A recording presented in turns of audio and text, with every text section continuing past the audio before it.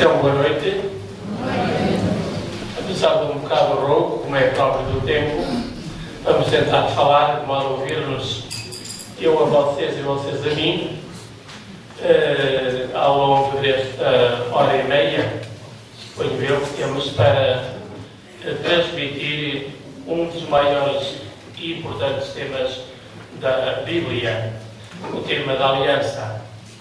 Costuma-se dizer que o tema da aliança é um tema estruturante, ou seja, é um tema que é, de algum modo, a coluna vertebral da Bíblia. Nós todos sabemos que sem a coluna vertebral, não sei como é que andaríamos. Se nos andaríamos de pé, se andaríamos de gatas ou qualquer coisa parecida.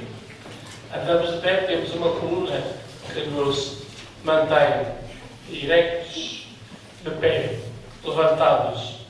Bom, então sim, é um pouco a aliança na Bíblia, porque sendo essa coluna vertebral, de algum modo a ideia que dá sentido, que dá uma estrutura interna, que dá o sentido pleno a toda a Bíblia, desde o Gênesis ao Apocalipse. E hoje vamos precisamente ver textos bíblicos do Gênesis e do Apocalipse, para vermos todos que, de facto, esta é uma ideia estruturante, é uma coluna vertebral da Bíblia, no aspecto teológico. E tal como no aspecto teológico, pois também, naturalmente, os textos são imensos. Vamos dizer apenas aqui alguns neste texto, neste tema, que é uma introdução a todos os temas que virão a seguir. Penso que sem este tema introdutório à aliança, depois não entenderíamos outros temas que virão ao longo da semana. Então, nesse sentido, nós temos aqui como tema fundamental esta palavra aliança. Então, isto já diz bem, não somente da importância do tema, mas sobretudo do sentido que tem a aliança ao longo de toda a Bíblia. E para dizer simplesmente algo muito simples, falar de aliança às vezes pode ter um sentido um bocadinho equívoco, no sentido em que uma aliança, nós sabemos todos que Portugal tem uma aliança com quem? Com a Inglaterra. Portanto, a gente sabe isso da história, até os que não fizeram a quarta classe sabem isso. A aliança que era de 1300, não sei das quantas, é o ano certo, não sei bem. Isso é um pacto, é um tratado entre si e os herdeiros. É uma aliança entre si e os herdeiros? Não é, senhor. É um testamento. E que tal? Qual é a diferença, então, entre o testamento que os herdeiros e uma aliança que fazem duas partes? O que é que Portugal fez com a Inglaterra? Tu dás vista ou dou-te aquilo? Sei? Dou-te 10. É recíproco. O dever de um lado e do outro. Quando a senhora fizer o seu testamento, que ainda não fez, e já não estou a fazer testamentos, a senhora o que é que vai fazer? Vai pedir aos herdeiros que fizerem o quê? Talvez umas visitas e tal, não é? Um tritário gregoriano, coisa parecida. Mas, portanto, não se trata, a senhora dá de graça. O testamento é gratuito, é uma dádiva, é um dom. A senhora vai dar o que tem e não vai levar nada. Está tudo. Está tudo. Estou a ver. Então, qual é melhor na Bíblia? Dizer testamento ou aliança? Testamento é gratuito. Dá-se tudo. Deus deu-nos tudo. De graça. Sem pedir. Sem nada pedir em troca. Vamos ver esse problema um bocadinho mais a seguir. Se vem caso, o Dr. Marinho, o originário Marinho, mais que o simples tratado entre duas partes, é uma obrigação, uma imposição de lei e mandamento. Ou seja, tem aquilo que eu estava a dizer de oferta, de dádiva ou de imposição. Quando Deus diz, eu faço uma aliança contigo, eu vou fazer uma aliança convosco, Deus impõe, de algum modo, que essa aliança também. Então tem essa ideia tanto de dádiva e de imposição. Quando é uma pessoa mais importante a fazer aliança com o menos importante. O que está de cima, o mais poderoso, é que impõe a aliança. se acontecer, como vamos ver, com os povos que viviam ao redor da Bíblia e de onde a Bíblia foi buscar a ideia de aliança. Trata-se muitas vezes de uma aliança que é uma imposição do superior do rei, do imperador, ao rei mais pequeno, ao vassalo. O cabeceamento de cada aliança, portanto, joga essas três palavras muito importantes, que é aliança, pacto e testamento. São três palavras muito importantes quando falamos de aliança. Trata-se de uma aliança, trata-se de um pacto ou trata-se de um testamento. Estão a ver, são três palavras que fazem parte da mesma ideia de aliança, mas têm as suas diferenças mútuas entre si. Na Bíblia há expressões muito bonitas que nós não vemos quando lemos a Bíblia em português. E suponho que vocês leem a Bíblia num português correto. Cá por aí algumas traduções brasileiras com português menos grosso, mas são boas Bíblias, ouviram? Mas nessas Bíblias, não lemos em português, não aparecem naturalmente as expressões, mas eu digo-as assim em hebraico, com palavras portuguesas. Vocês verem, quando eu faço uma aliança contigo. Ora, vamos ver, por exemplo, Gênesis 15. Gênesis 15.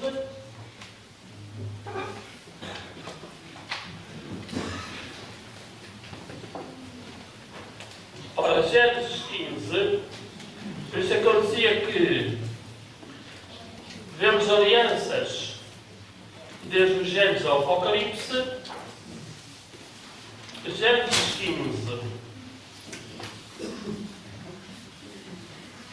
Reparem no versículo 18. Versículo 18. Gênesis 15, 18. Sim, só para exemplo. Naquele dia, o Senhor concluiu uma aliança com Abraão, dizendo-lhe: dou esta terra à tua descendência, desde o rio do Egito até o grande rio, o Eufrates. E diz aqui, o Senhor concluiu uma aliança com Abraão, dizendo-lhe: dou. Esta aliança aqui parece aqui. É a aliança de Portugal com a Inglaterra. Não tem nada a ver. Tem a ver mais com o testamento. Dou. Eu dou. O Abraão não deu nada a Deus. Eu dou esta terra. Mas onde eu queria chegar, concluiu uma aliança. Esta frase, esta palavra, sintagma, concluiu uma aliança, traduz por caráter. Cortou uma aliança. O interessante era ver o que é que significa cortar a aliança. Mas vamos também, já que temos a Bíblia aberta, ao capítulo 17, ainda com Abraão. Reparem no versículo 7.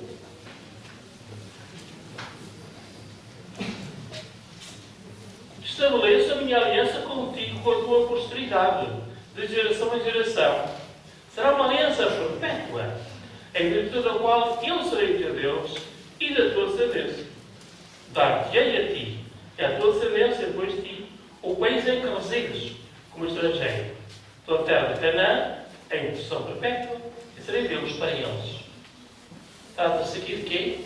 Mais uma vez, no testamento. Um dom puro e gratuito que Deus dá, que Deus oferece a Abraão e aos seus descendentes. Estabeleço a minha aliança. Esta frase, estabeleço a minha aliança, em hebraico está caráter. Vamos ver, só para fixarmos um bocadinho. E sabermos que a Bíblia é hebraica, mas claro que é. A gente em português não lê, mas ficamos a saber. Ora, a origem deste caráter, o verbo caráter, em hebraico significa cortar. Caráter é cortar. Há mesmo coisa a dizer, não é? Caráter, cortar. Tem coisa a dizer, não é? Ora bem, então, cortar uma aliança. Essa cortar a aliança tem origem em quê? Em que era costume cortar animais a bem, como aparece aí também nas alianças de Abraão.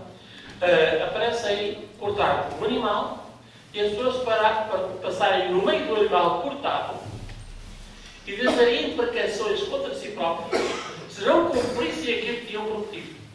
Tinham prometido na aliança. no pacto com outra parte. Cada um comprometia-se a fazer isto, outro podia fazer aquilo. E passavam os dois a jurar contra si próprios, no meio dos animais cortados, dizendo um pouco assim: ainda eu seja como estes animais cortados, ainda eu seja cortado a meio, se eu não cumprir o prometido a minha aliança. As coisas eram sérias. As coisas eram sérias. Não sei se hoje nós, com tantas promessas que fazemos a Deus, somos todos sérios. Isto era feito como pagãos, ouviram? Nós pensamos sobre gente má, não é? Gente má, mas não sei se seremos nós. Bom, então para dizer que a expressão é muito bonita e levava consigo um juramento de fidelidade à palavra dada. Não sei se nós hoje temos isso. Se há alguma fidelidade à palavra dada. Quando eu era miúdo, parece que ainda havia fidelidade à palavra. A pessoa fazia um negócio com a palavra. Chegar. Entre Freitas e Serafão, por exemplo, vendiam-se bois e vacas. E aquilo na feira, eu lembro do meu pai vender uns bois, vendeu por sei quantos contos, e não recebeu dinheiro. Mas deixam os bois e o dinheiro apareceu lá em casa direitinho. Palavra dada. Mão era assim.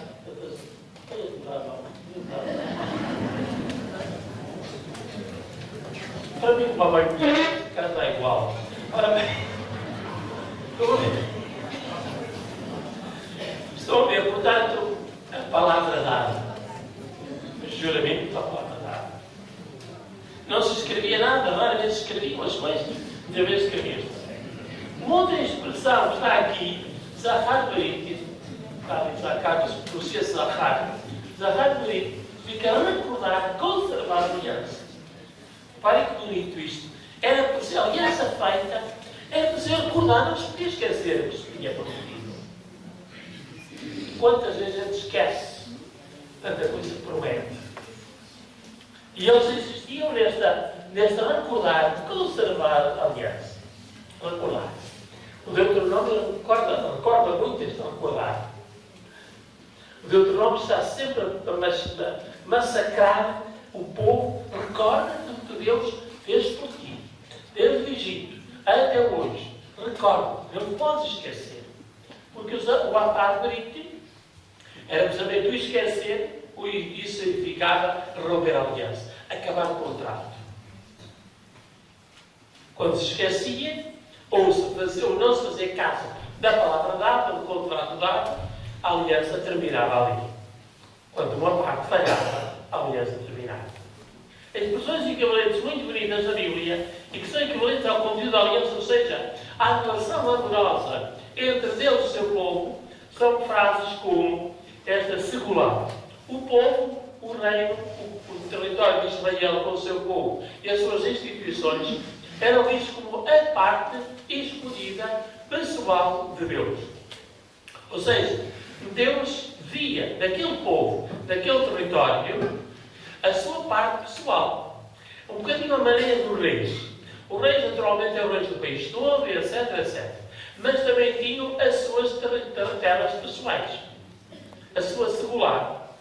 Ou a sua segulote. Ou seja, tinham aquilo que era mais íntimo, mais próprio deles, mais deles. O rei não era deles, não eram donos da terra. As terras tinham um dono. Mas a parte pessoal, naturalmente, era a mais querida. A da família. Aquele que herdou dos seus avós, dos seus antigos, não é? Então o povo é a parte mais querida de Deus.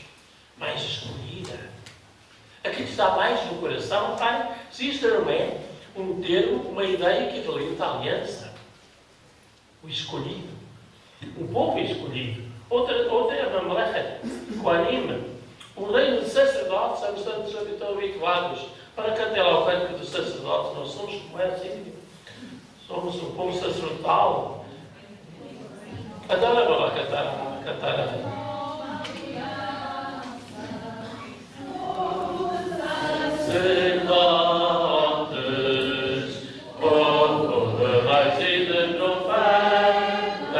O Senhor é meu Deus, povo santo. duas coisas estão ali, também como eu vinha. O reino sacerdotal, o povo sacerdotal, que é a mesma coisa. O povo que é um sacerdote é que está entre o mundo dos homens e o mundo de Deus. É o intermediário. Assim, o povo de Israel era visto como o povo mais querido de Deus. E de algum modo estava no meio entre Deus e os outros povos todos. Aquele que fazia a ligação entre os povos e o próprio Deus. Então, o povo de Israel é um povo sacerdotal nesse sentido, como o intermediário entre Deus e a humanidade restante. E depois o povo da nação santa. Um povo santo está aqui, Goim Kadosh, a última linha que está ali para se ver, o povo sacerdotal e nação santa. Nação santa quer dizer um bocadinho também que faz parte, está ligado à santidade de Deus. É um povo único. É o único que pertence propriamente a Deus, assim, de maneira mais íntima, com essa característica da aliança. Então, o povo tinha consciência de ser um povo de aliança, a viver numa intimidade especialíssima com Deus, no meio de todos os outros povos vizinhos. E nós continuamos a cantar isto, talvez sem pensarmos o que estamos a dizer, mas isto é muito bonito. Nação Santa, participamos da santidade de Deus. E Deus é santo porquê? Deus é Kadosh porquê? Porque Ele é transcendente. Porque Ele é o único, ninguém lá chega. Ele é o único, ninguém é como Ele. Então, ninguém é como o povo de Israel. Ninguém é como este povo de Deus. Os outros não são bem o povo de Deus. Estão a ver esta ideia que nós cantamos, que devemos também sentir em nós. Nós, diante dos outros da sociedade em que vivemos, devemos tão afastados diante dessas coisas de Deus. Nós somos um povo santo. Temos de ter esta consciência, que somos diferentes. A palavra santo quer dizer diferente dos outros. Diferente. Como Deus é diferente de tudo aquilo que Ele criou. Então, o Cristo pode-se considerar este tema muito comum do que estamos a dar as didáticas da Bíblia para amanhã, por exemplo, percebemos a aliança com Noé. Já não vamos andar a explicar o que é uma aliança amanhã. Amanhã vamos falar já de um tema muito específico, como aliás o resto da semana. Então, nesta brisa deste tempo, desta temática geral, nós não podemos nunca esquecer que é uma aliança unilateral e bilateral. Na Bíblia encontramos uma aliança bilateral. O que é quer dizer bilateral? Está bem para dizer. É uma aliança que tem duas partes, em que há duas partes que se comprometem.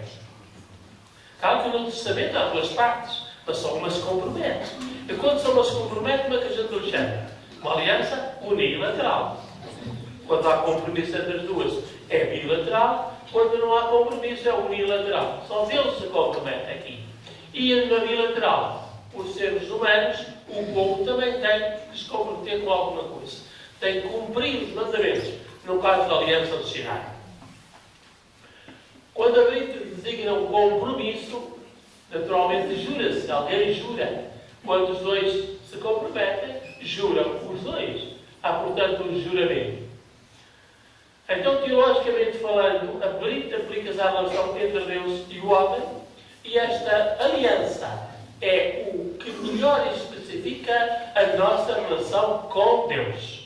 E por isso seria bom que nós utilizássemos a temática da aliança, ou a palavra aliança, que eu nunca vi ninguém a dizer, por exemplo, na confissão, se eu faltei a aliança com Deus. O senhor nem sabe o que é que isso é. O que é uma pena, porque faz parte do vocabulário da Bíblia e deve fazer parte do nosso vocabulário cristão. Aliás, Cristo veio instituir a nova aliança. Nós vamos a viver em graça, ver as leis das plantas. Viver em graça é viver em aliança, ponto final. Viver em aliança com Deus, o termo mais bonito. Cá temos já palavras de graça, já quase não dizem nada às pessoas. E utilizar a palavra aliança seria uma ideia que deixo aqui. Nós todos podemos utilizar mais a catequese, a pregação, e seja onde for, cada um na sua vida espiritual e cristã. E vamos a um conceito mais alargado de aliança. Estamos, a partir de palavras e vocabulário, agora nós sabemos o que é aliança. Estamos à procura de uma ideia de aliança, de um conceito de aliança. O que é isto, aliança? E partimos ainda de algo um bocadinho mais vago, que é um tema, digo eu aqui, que está ligado, o tema da aliança está ligado a muitos outros temas. Reparem os temas que estão por aqui. A criação. A criação, dizia eu há um bocadinho, também faz parte da aliança. Já é uma aliança. Aquele Deus amor que decidiu criar o mundo para o ser humano, estou a referir a Gênesis 1, esse Deus faz uma aliança com o ser humano. Não o diz, mas está lá na própria ação de Deus. O dono da terra, quando Deus dá a terra, o termo redenção, toda a vida da redenção, o Deus redentor do Antigo Testamento, fala tanto no profeta Isaías, a salvação, a justiça, o reino de Deus, a vitória sobre o mal, o dinamismo vital de Israel, as ciências morais, etc. Tudo isto é temática da aliança. Todos esses termos que vocês têm ali diante dos olhos são termos que estão relacionados ao campo semântico da aliança. Tudo isto faz parte da ideia de aliança, do conceito de aliança. Ou seja, a aliança é assim uma espécie de centro vital que está ligado a imensas ideias teológicas que de algum modo engloba toda a Bíblia. Se dissermos aqui, há um bocadinho dizemos, que toda a relação de Deus com o seu povo e, portanto, connosco, se traduz, ou se pode traduzir nesta ideia de aliança, portanto, tudo o que diga respeito à relação de Deus connosco, tudo isso faz parte da ideia de aliança. Ou seja, a ideia de aliança é a ideia mais genérica, mais profunda de toda a Bíblia. Portanto, de qualquer maneira, não é fácil definir a aliança é isto. Porque ela é muita coisa. E quando algum conceito é muita coisa, é difícil reduzi-lo a uma síntese, a uma frase. Mas a síntese é esta. Podíamos dizer que a aliança é uma relação de amor que une Deus ao seu povo e leva o seu povo também a corresponder a esse amor. Isso é também a nós, corresponder. Dar uma resposta à aliança que Deus faz connosco. Nisso seria um bocadinho a definição da aliança, se quiserem. A aliança de Deus com Israel. Aqui neste tema breve, eu vou simplesmente dizer algumas alianças. Daquelas que vão ser dadas aqui, que vão ser lembradas ao longo da semana. A aliança do Sinai, que é uma aliança fabulosa, a aliança central da Bíblia. A aliança de Deus com Moab, em Moab, com Israel também, em Deuteronômio. A aliança de Siquém, maravilhosa, de João 24. A aliança da Bíblia em Samuel 7. Eu costumo dizer, e com toda a razão, ninguém pode contradizer, que nós não soubermos o que é a aliança de Samuel 7, não sabemos quem é nosso Senhor Jesus Cristo. É uma aliança tão importante aquela, que está sempre a ser citada nos Evangelhos. A aliança, a renovação por Josias, do rei Josias, por Esdras, de Jeremias. Vamos ler, por exemplo, a de Jeremias 31. É fácil. 31. Eu ouviram falar do soldado 31, portanto vamos ao Jeremias 31. Este é um texto fundamental que até podemos ler todos, porque é muito sabido, vocês também já ouviram muitas vezes, certamente. Jeremias 31 a 34. Já é, reparem, Jeremias 31. É um texto que tem muita mica. E tem muita mica porquê? Porque o povo viu que todas as alianças anteriores falharam. Ou seja, o povo falhou a aliança com Deus.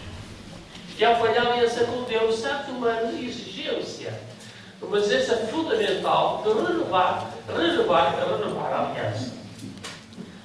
E este texto de Jeremias é muito radical. A aliança vai mudar dentro de estatuto. Não vai ser uma aliança de exterior, gravada em pedras, vai ser uma aliança completamente diferente.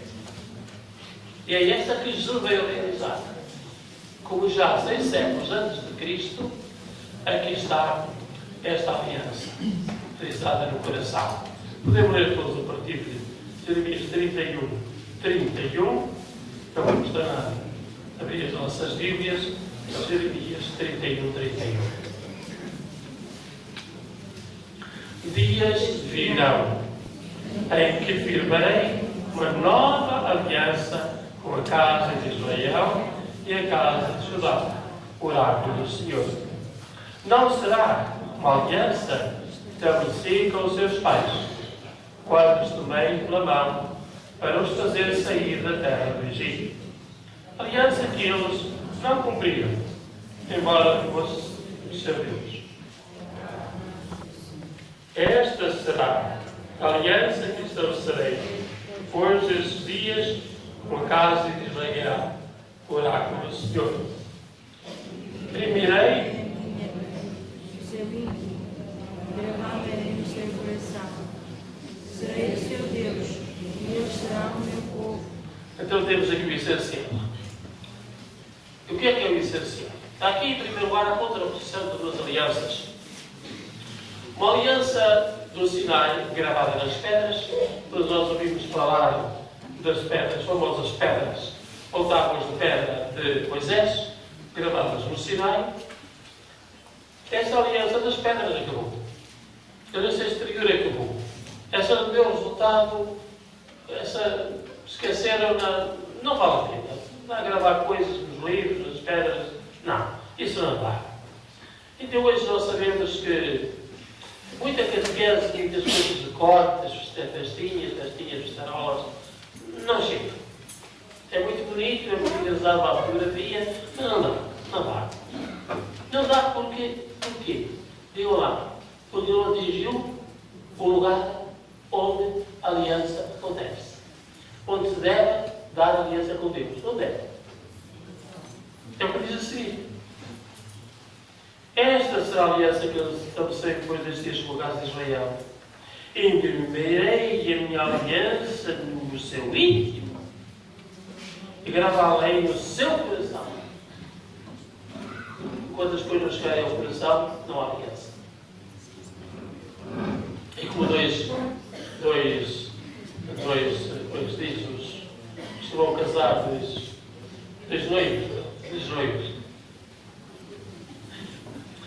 dois noivos, que dizem só aquela formulazinha, mas aquilo não é para valer.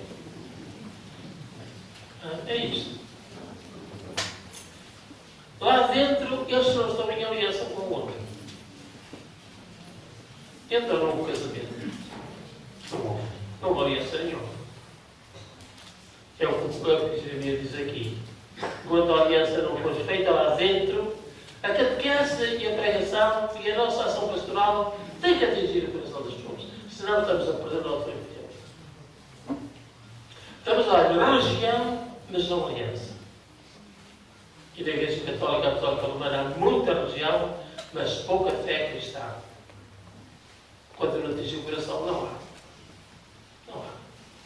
É porque diz Jeremias, 600 anos antes de Jesus, portanto, querem melhor que isto, temos a dizer mais. Então, olhando um bocadinho para ali, temos a aliança de Abraão, já lemos lá um bocadinho uma aliança, temos até duas. Temos a aliança que não está ali escondida, vamos falar dela amanhã, durante todo o tempo. Portanto, esta variedade de alianças tem a ver com os diferentes tempos e as diferentes religiões de Israel. Reparem, esta quantidade de listagem toda dá-nos a ideia de que a aliança é algo central, fundamental, comum. Mas temos também alianças entre pessoas. Reparem, entre pessoas. Alianças entre seres humanos. As alianças entre seres humanos são alianças que nos mostram como a aliança feita com Deus foi tirada destes esquemas sociais. Aliás, nós na Bíblia temos imensas coisas que pertencem ao domínio da fé, mas que foram tiradas da sociedade, das estruturas e das instituições sociais. Estas alianças feitas entre pessoas, por exemplo, em Abraão e Abimelec, entre Isaac e Abimelec, entre Josué e os Gibeonitas, entre Jacó e Labão, entre Salomão e o rei de Tiro, David e Abner, etc. Tudo isto são alianças humanas. Portanto, que havia no estrangeiro e havia também em Israel.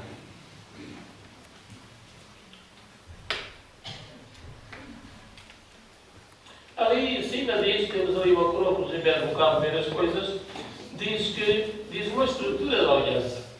Qual é a estrutura da aliança? Como é que a aliança era organizada, diremos assim? A aliança não é só chegar aqui e dizer, não é? Havia muitas coisas.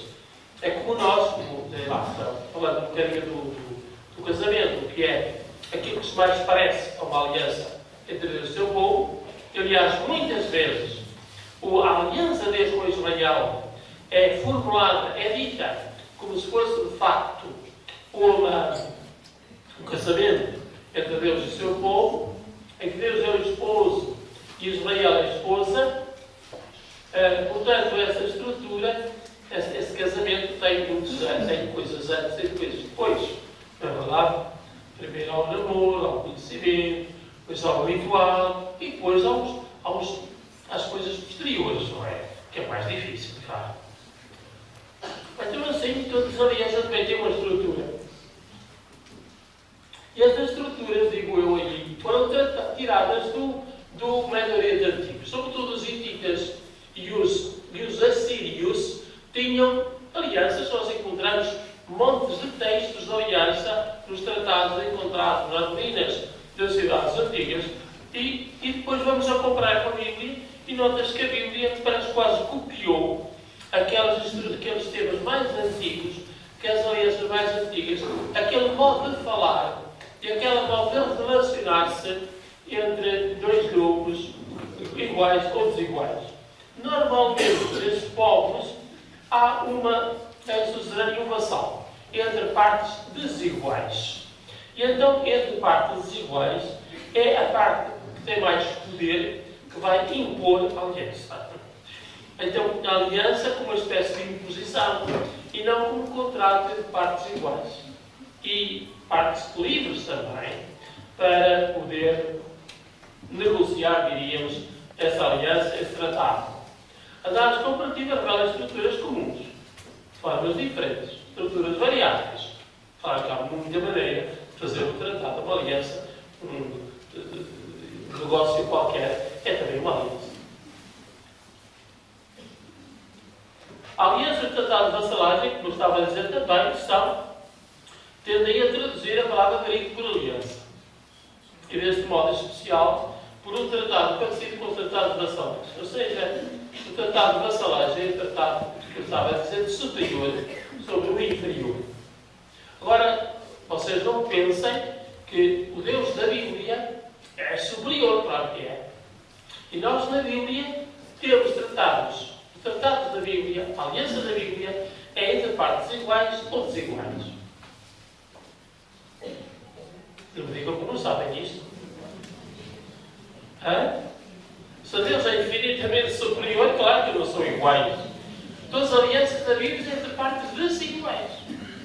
E, portanto, os tratados que dizia ali entre o vassalo, o suzerano, o rei e o seu súdito, são as alianças mais próximas da Bíblia.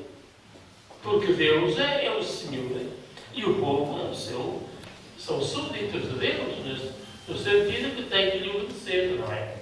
Então, quando há uma aliança, esta aliança que é uma oferta ou um testamento, como vimos em Hebreu 15 e 17, esta aliança, no fundo, parece não com uma imposição, mas com uma dádiva benevolente do Senhor ao seu súdito. Também acontecia nos povos daquela altura e anteriores à Bíblia. Estão a ver? Então, é uma dádiva, não é uma imposição, mas quase que é uma imposição para receber. Eu faço uma aliança contigo e tu aceita. Ele aceita. Naturalmente, era uma coisa boa. Também não tinha interesse em recusá-la. Então, normalmente, esta aliança, nesta estrutura, iam para o. Reparem que a coisa era complicada. A maneira como estão estruturadas estas alianças tinha refere-se, havia tudo escrito, e era tudo bem redigido, bem organizado, e havia 3 partes fundamentais. A apresentação do suzerano e os nomes contratantes. Eu sou o fulano de tal, se o rei, não sei das quantas, com todos os títulos, parecia quase aqueles bispos antigos, que tinham muitos títulos, não é? Ainda bem quando era viúvo do seminário, e o nosso diretor de seminário nos lia os títulos do bispo de Coimbra, aquilo nunca mais acabava. Até era conde de Argaril e tudo. Era o teu bispo, não é? Bispo, arcebispo, não sei das quantas. Conde de Argaril e por aí fora. Havia bispo do Naval da Lousão. Já dele ele disse. Que não há. O método, era método. Ora bem. Portanto, ele põe os seus títulos todos ali, para dizer quem é natural. Para que no casamento acontece igual, não é? Eu, fulano de tal, não sei quantos, prometo, e eu, fulano de tal, prometo. Também. Tem que haver a identificação das personagens, depois fazem um registro, não é? Um registro civil, assim. Fulano de tal, no tipo de tanto, de tal, no sítio de tal, no centro de sei onde, com o número da porta e tudo, não é? Eles ali não tinham número de porta, mas tinham uns títulos muito engraçados. Daqui a um bocadinho podemos ver alguns, mas só tenho ali uma retrospectiva histórica. Nós já antigamente fazíamos isso, fazíamos aquilo, há sempre uma história para chegar àquele momento de fazer um novo contrato, um tal contrato, tal aliança. Pois a definição das relações estabelecidas entre as partes é preciso dizer o que é que cada um tem de fazer. Nós virmos na Bíblia, portanto, onde é que são os mandamentos? Vocês podem dizer onde é que são os mandamentos, mas já me esqueci. Os mandamentos ali de Deus sabem onde é que estão. Êxodo 20 e Deuteronômio 5, não é? É que vocês sabiam. Ora bem. Então, vocês veem que ali é uma obrigação do povo para cumprir. Eu sou o Senhor teu Deus. Reparem que podemos aqui tudo vir. Vocês, se tiverem a vossa Bíblia, podem abrir Êxodo 20.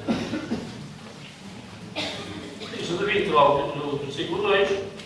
Eu sou o Senhor teu Deus, que te disse da terra do Egito, da casa da servidão. Reparem, os títulos deles são estes só. Ele é o suzerano, diríamos. Ele, de algum modo, aqui há uma relação bilateral. Esta aliança do Sinai é bilateral. Não é? O povo vai ter também que cumprir alguma coisa. O que é que ele vai cumprir? Os seus mandamentos. Mas aqui a identificação. Eu sou o Senhor, teu Deus.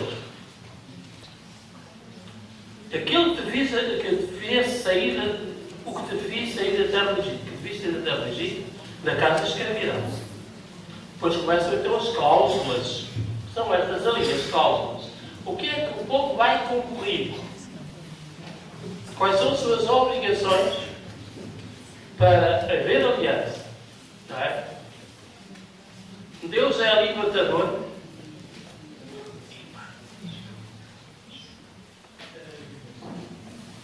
Então, como ainda temos 20 minutos, vamos avançar. Isto deverá-se cumprir, não é? Compreende uma declaração de existência fundamental. Há uma declaração fundamental. Serás meu súbdito daqui para a frente. Por exemplo, o rei disse ao seu soberano, ao seu súbdito. Depois, declarações mais concretas, como são os 10 mandamentos, por exemplo. Temos aqui mais ou menos 10 mandamentos. Sabem que os 10 mandamentos não são bem 10, não é?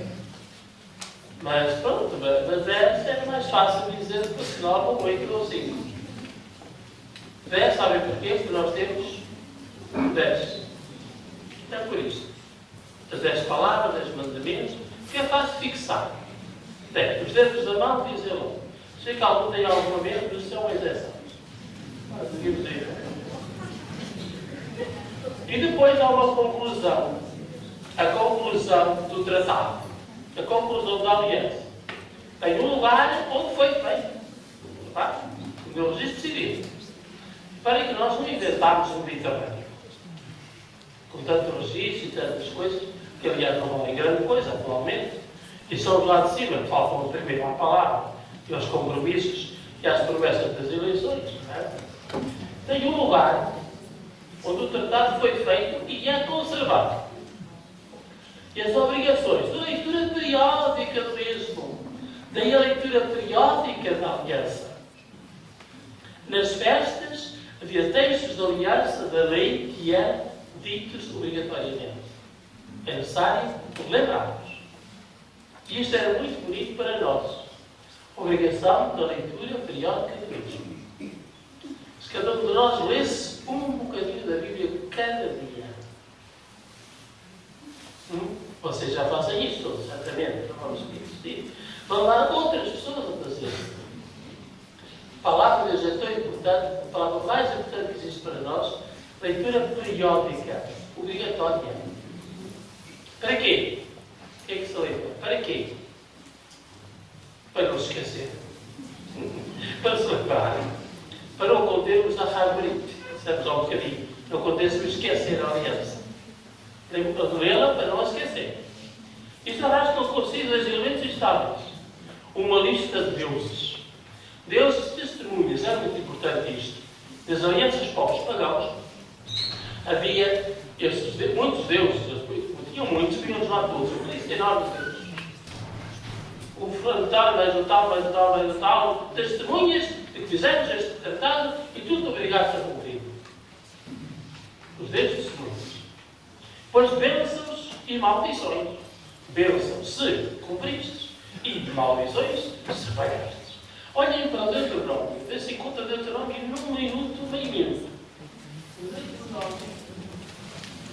No fim do Deuteronômio, vejam o bonito que este está. Já no fim mesmo. Antes do capítulo 29, que é uma outra aliança diferente, no 28,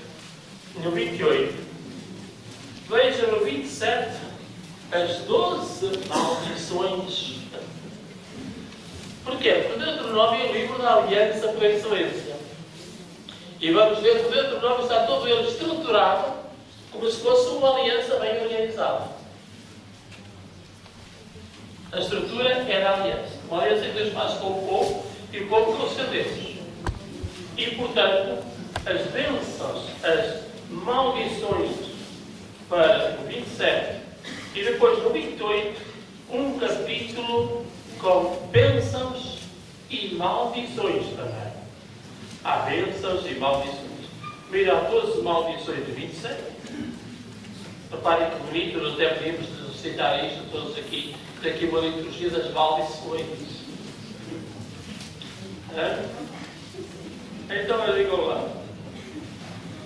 Maldito o homem que fizer uma estátua. Versículo 15. Vocês cumpram a sua parte.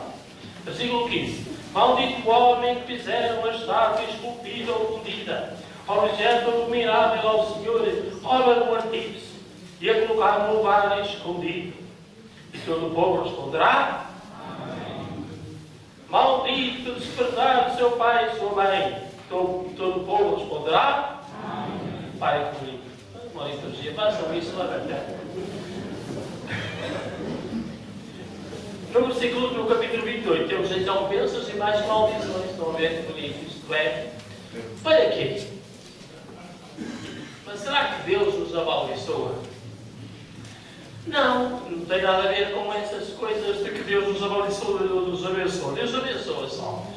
Nós é que nos amaldiçoamos, ou seja, quando nós não cumprimos a aliança, somos nós os culpados dessa aliança, somos nós os que falhamos a aliança, somos os causadores do fracasso da aliança, somos nós que nos amaldiçoamos, somos nós que ficamos infelizes, não é? Somos nós que ficamos mal.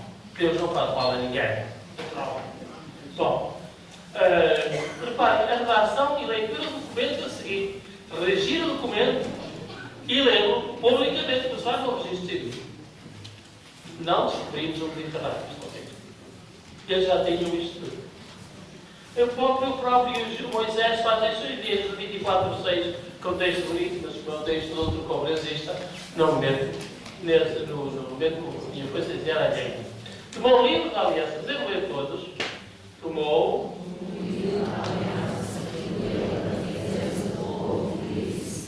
Todos os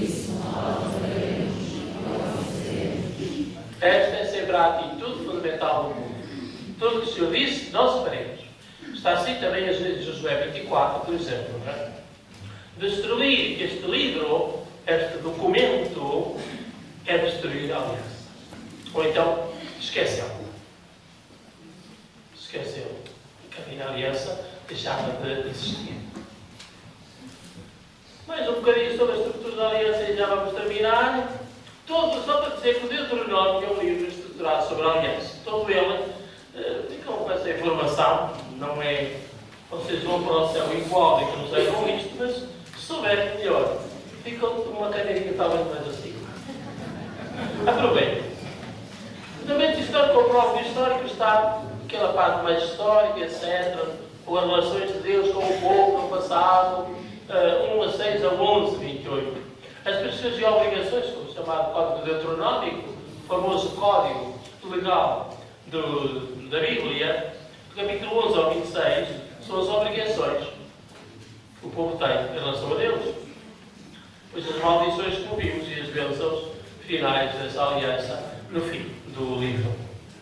Seguimos em frente para uma abordagem muito engraçada que eu tive que meter assim, de letra muito pequenina, mas para vocês verem as comparações do Tratado Orienseitita.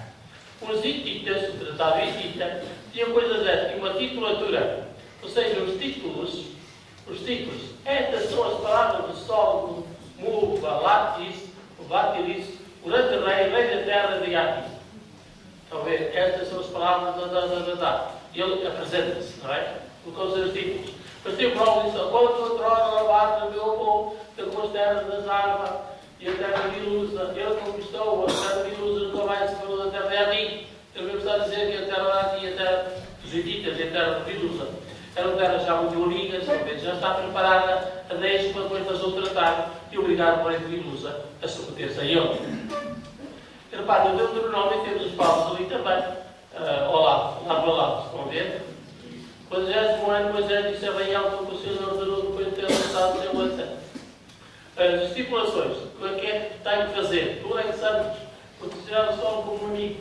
Se alguém diz uma palavra divinizada acerca do sol e tu escondes do sol, então tu Santos, tu pecas contra o juramento dos deuses. Ou seja, aquele juramento de aliança que fizeste tendo os deuses por testemunhas. Estão a ver? Aquela seriedade com que as alianças eram feitas. E aqui está também lá o documento. Além disso, que alguém te leia 3 vezes por ano esta tabuinha que diz para ti. Que alguém te leia 3 vezes por ano esta tabuinha que diz para ti. É como se eu dissesse a nós que nós todos devemos ler a Bíblia 3 vezes por ano. Não é talvez um bocado mais. Mas pelo menos ler uma vez cada dia, 1 ou 2 versículos, já seria a obrigação de ler 3 vezes por ano aquele tratadozinho da tabuinha. Os deuses, o sol, Deus do céu, o Senhor da terra, para todos os homens, etc. Tem uma lista de deuses e nomes como testemunhas. Naturalmente ali não há nada. Porque é que ali não há Deus de testemunhas na aliança do Deuteronômio? Porque é que ali não há Deus de testemunhas? Porque só um Deus, e esse Deus, o único que existe, é uma das partes do tratado. Portanto, não pode haver testemunhas ali. Deus testemunha. Então só um. Também na Bíblia não pode haver Deus testemunhas. Pois a maldição, reparem, tem aqui uma coisa muito engraçada, a maldição também é muito bonita. Se tu, Alexandre, não respeitares as palavras deste documento, então estes juramentos te façam desaparecer e a tua descendência da face da terra. Então, a coisa era grave.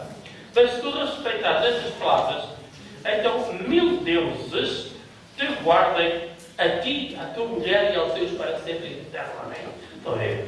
É uma coisa engraçada. 1000 deuses te guardem. Uma bênção fabulosa. Pronto, seguimos em frente para ver se chegamos ao fim. Também muitas vezes acontecia que a leitura era feita. Vocês lembram todos aquele episódio famosíssimo, aliás, fundamental da Bíblia.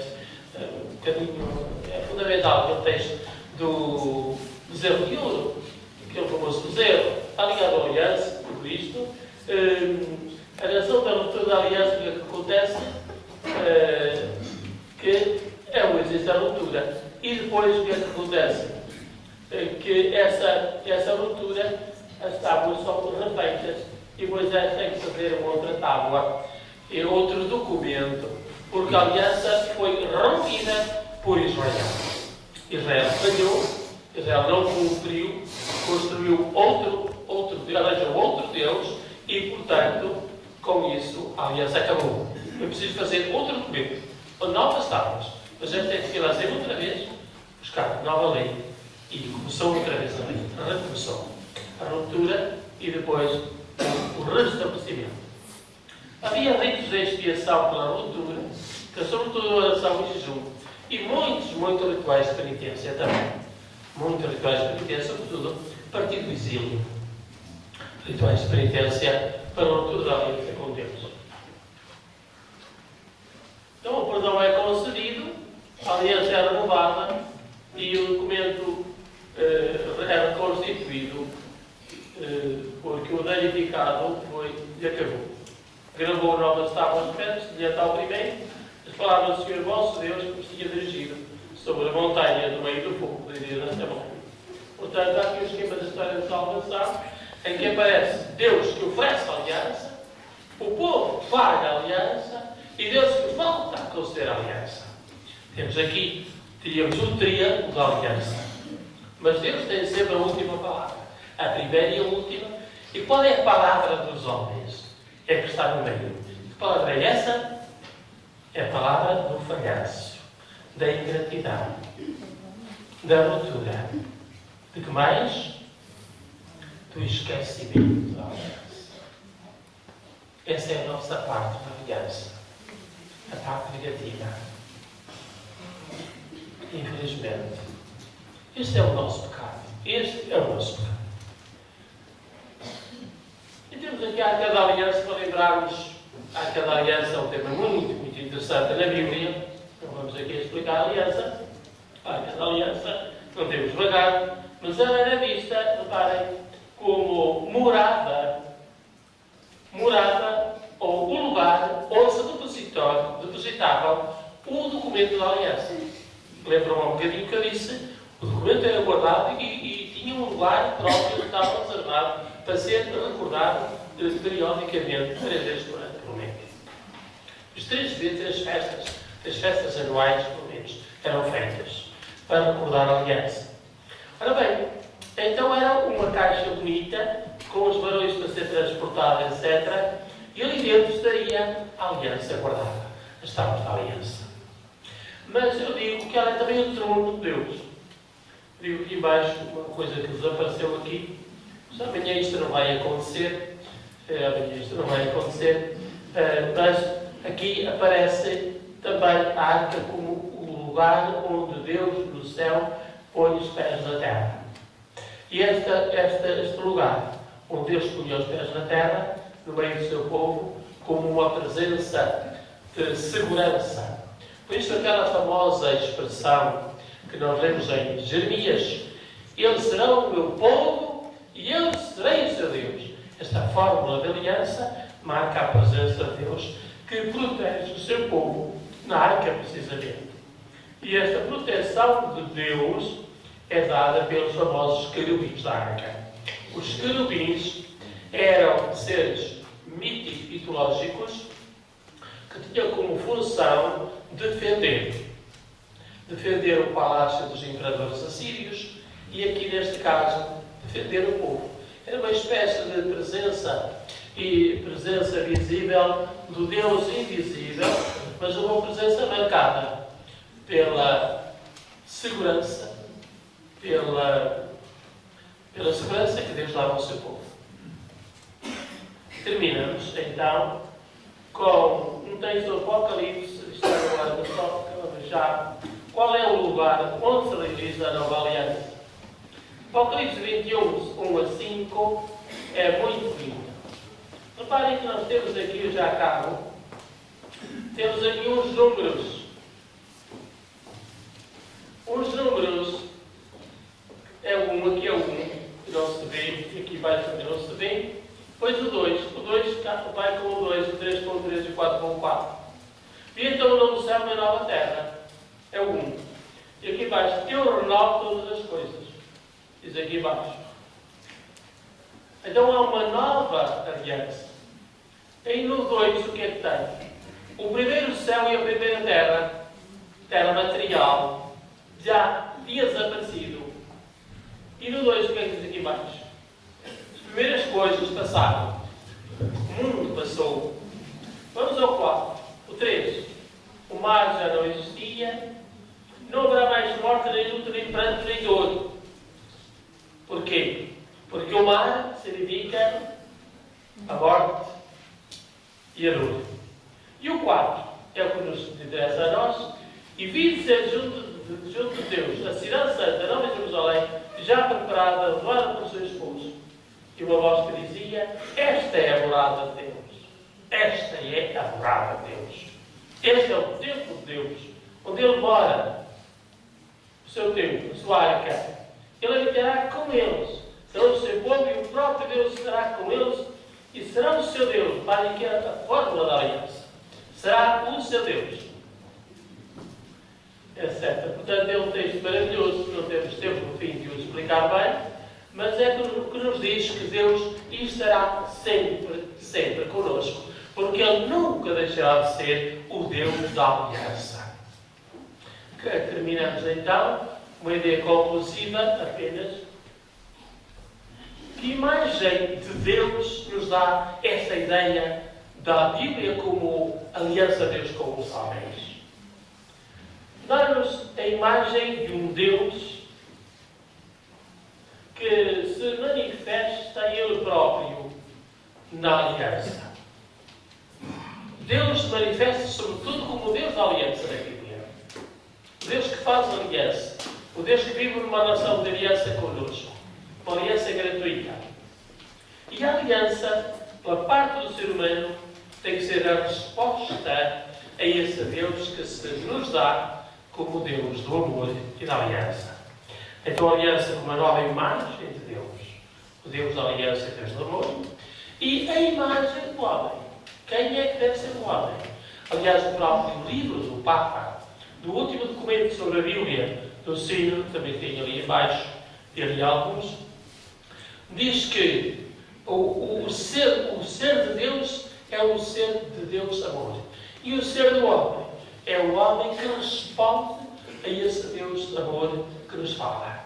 Assim a aliança, Deus se manifesta como amor, manifesta dele próprio, e nós, como a outra parte da aliança de Deus, nós temos que dar a resposta de vida, que não pode ser senão uma resposta de amor.